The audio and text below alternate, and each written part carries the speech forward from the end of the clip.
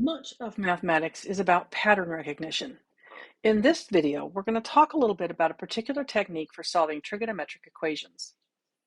That technique involves recognizing when a trigonometric equation is actually quadratic in disguise. If I let, say, x equal the sine of alpha, then this becomes 2x squared plus 3x plus 1 equals 0. And that I can solve by factoring. Here's a quick review on how I do those. 2 times 1 is 2, and the way you can write 2 as a product of two factors is just 1 times 2. There's only one way to do that. So I'm going to rewrite my quadratic equation now as 2x squared. I'll leave the plus 3x for the moment, plus 1 equals 0. And instead of 3x, I'm going to write the middle two terms as plus 2x plus 1x. I could also do that as plus 1x plus 2x. It turns out it won't matter which order you do that in. Once I've done that, I'm going to factor by grouping. The common factor to these two terms is 2x. And when I factor 2x out, I'm left with x plus 1. The only thing common to both x and 1 is 1. So we'll write that as a factored out 1. And what's left over is an x plus 1. That's still equal to 0.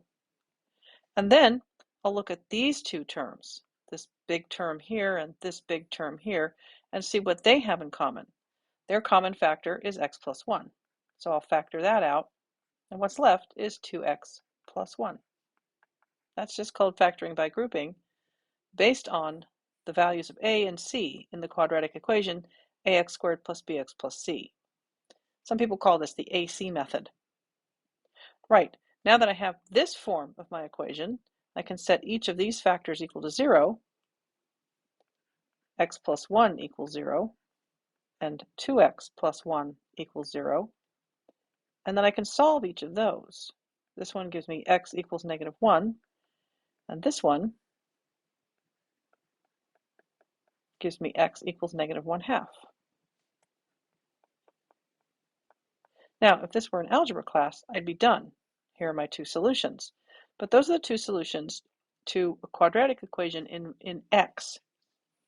X is actually equal to the sine of alpha because of the substitution that I made early on. So now I need to back substitute and write this as not x equals negative 1, but the sine of alpha equals negative 1. And not x equals negative 1/2, but the sine of alpha equals negative 1/2. Now, from our previous section, we know how to solve problems like this. We need to ask ourselves, what angle has a sine of negative 1? The answer to that question either comes from the unit circle or pulling the value from a table. Here's the point on the unit circle 1, 0. Here's the point 0, 1. I can do that all the way around the unit circle. This is negative 1, 0. And this is 0, negative 1.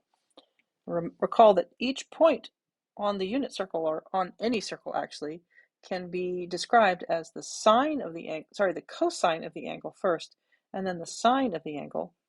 These 4 points are really quite important. In particular, since I want cosine, sine, and I want the sine to be negative 1, the angle that gives me that is 3 pi over 2. So that tells me that alpha equals 3 pi over 2.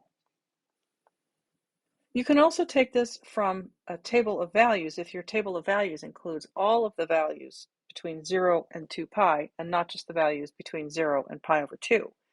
Or you can take it from a table that goes from 0 to pi over 2, but you have to consider that the reference angle is 90 degrees. You're 90 degrees away from the x-axis, or pi over 2 radians away from the x-axis. So your reference angle is pi over 2, and your regular angle pi over 2, your actual pi over 2, has a sine of 1. Sine is positive in the first two quadrants and negative in the second two quadrants. Since your actual angle is down here, your sine has to be negative. So that's why the answer to this question is 3 pi over 2 down here, and not pi over 2 up here. The other one is the sine of alpha is equal to 1/2. So again, I can use either a reference angle or a table of values. Where is sine negative? Quadrant 3 and quadrant 4. Sine is opposite over hypotenuse. So if that's my reference angle, my opposite is going to be here or here, and my hypotenuse is going to be here or here, but my opposite is negative in both cases because I'm below the x-axis. That's actually why sine is negative in quadrants 3 and 4. So the sine of alpha is equal to negative 1/2 when alpha is equal to, now we have to figure out what this angle is. We know this angle. The sine of the angle pi over 6 is 1/2, so the size of this angle must be pi over 6. But where that angle is 6 pi over 6 plus another pi over 6. So one answer is 7 pi over 6. The other one is an additional 1, 2, 3, 4 pi over 6's away. Or you could think of this as 2 pi, which is 12 pi over 6, minus 1 pi over 6. So a third answer is 11 pi over 6. Now we have the first three solutions and all three solutions that occur between 0 and 2 pi, but we don't have all solutions because there's actually an infinite number of solutions. Looking at our first solution here, alpha equals 3 pi over 2. That's this angle right here. Let me use a different color. The only way to get an angle coterminal to that is to go all the way around the circle again. There isn't a second primary answer in this case. So I'm going to write my answer here for this one as alpha equals 3 pi over 2 plus 2 pi k. And that's it for that one, but there are two primary solutions over here. To get from this one around to another angle that's coterminal to this one, I need to add 2 pi k to 7 pi over 6. The division between 7 pi over 6 and 11 pi over 6 and 11 pi over 6 all the way back around to 7 pi over 6 is not an even division.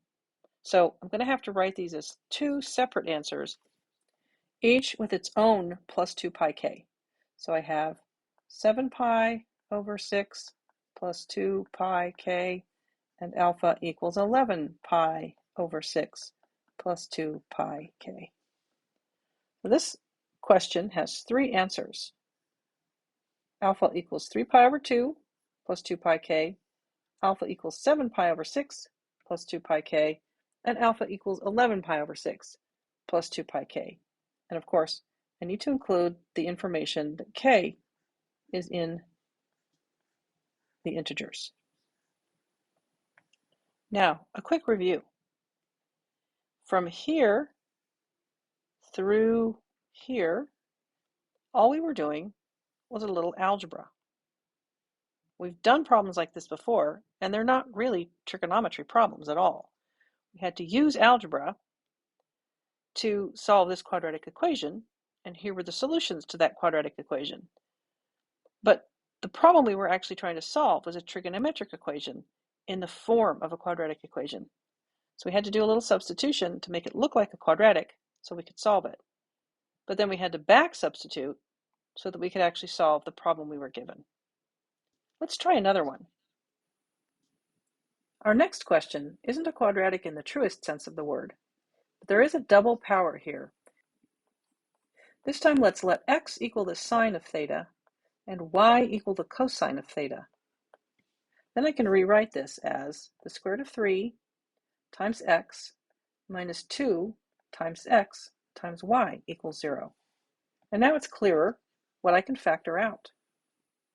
This polynomial is a second degree polynomial because this is x to the first and this is y to the first. We have two different variables here. And if I multiply these together, effectively adding the exponents, I get 2. X to the 1, y to the 1, I add those exponents, I get 2. So it's not a quadratic in the truest sense of the word, but it is the same, it is a similar problem. I can see now what's common. There's an x in both of these terms. So if I factor the x out, I get this. Now, either x is equal to 0, or the square root of 3 minus 2y is equal to 0. This one's easy. It's actually done, at least in terms of the polynomial. For the other one, though, I need to add 2y to both sides. and I get the square root of 3 equals 2y, and then I'll divide both sides by 2. So I get y equals the square root of 3 over 2. So there's my other solution from the perspective of a polynomial. But remember the substitutions that I did? X is the sine of theta, so let's resubstitute that. Instead of x, let's write the sine of theta equals 0. And down here, instead of y, I'm going to write the cosine of theta. That's what's equal to the square root of 3 over 2. Now again, taking the value from a chart or just remembering that the angle whose sine is 0, that theta value, that's 0. And down here, the angle whose cosine is the square root of 3 over 2 is pi over 6, at least in the first quadrant. If I draw my little diagram here, there are actually two places where the sine of an angle is 0, and that's on the x-axis. The coordinates of this point right here are 1, 0, cosine, sine. Sine is 0 at that point. But the coordinates of this point back here are -1, 0, cosine, sine. Sine is also 0 there, and that's at pi. So another solution here is theta equals pi. If I do the same thing for my y equals root 3 over 2, cosine equals root 3 over 2, my answer here, root 3 over 2, is positive. And cosine is positive in quadrant 1 and in quadrant 4. So I'm going to have an adjacent over hypotenuse for both of these. That is the square root of 3 over 2. That means that I found one angle, pi over 6, but I haven't taken account of the other angle. So let's do that now. That's 2 pi minus pi over 6, or 12 pi over 6 minus pi over 6. That's 11 pi over 6. I'm going to stick with this pair of solutions for right now, and I'm going to remind us that to answer this question fully, I need to say that theta is either pi over 6 plus 2 pi k, where k is an integer, or theta equals 11 pi over 6 plus 2 pi k, where k is an integer. To write this pair of solutions, I have a couple of options, one of which is to say that theta equals 0 plus 2 pi k, where k is an integer, and theta is equal to pi plus 2 pi k, where k is an integer. But instead of this pair of solutions, I can also write theta is equal to 0 plus pi k, where k is an integer. Because to get from here, my first principal solution, to my next one, I have to add pi. To get to the next one, the first one that's cotangent with 0, I add pi again. In other words, these two solutions are evenly spaced around the unit circle.